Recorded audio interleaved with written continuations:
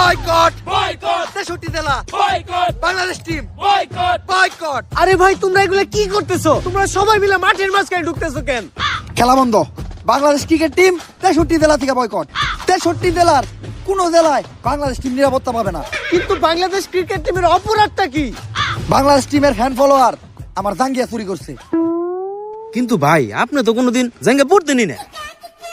আরে বেডা কিছু একটা কই এত দোষের তলে ফেলান লাগবো। আগামী 24 ঘন্টার ভিতর যদি বাংলাদেশ টিম আমার জাঙ্গিয়া খুঁজে বাই করে না দেয় তাহলে বাংলাদেশ টিম বয়কট। কারণ যেখানে সেখানে দেয়া বাংলাদেশ টিমের ফ্যান ফলোয়াররা জাঙ্গিয়া চুরি করে বেড়াইবো, এইটা ড্যান্ডি হেলালের ফ্যান ফলোয়াররা কখনোই মাইনা নিব না। কিন্তু ভাই সামান্য একটা জাঙ্গিয়াই তো, এটা নিয়ে এত কাহিনী করে কি আছে? কাহিনী করার কি আছে মানে? ডেন্ডি হেলালের জাঙ্গিয়া ওইটা মিনিমাম 50,000 টাকা বেচতে পারতাম।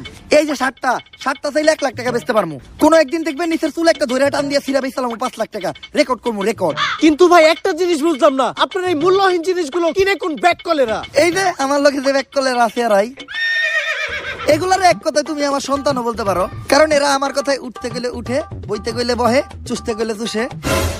চুষে মানে? আরে পা চুষে পা। আর তুমি যেটা ভাবছো ওইটাও বয়কট বয়কট। ওই এতদিন পরে পাইছি তোরে, তাড়াতাড়ি পাপ না হলো।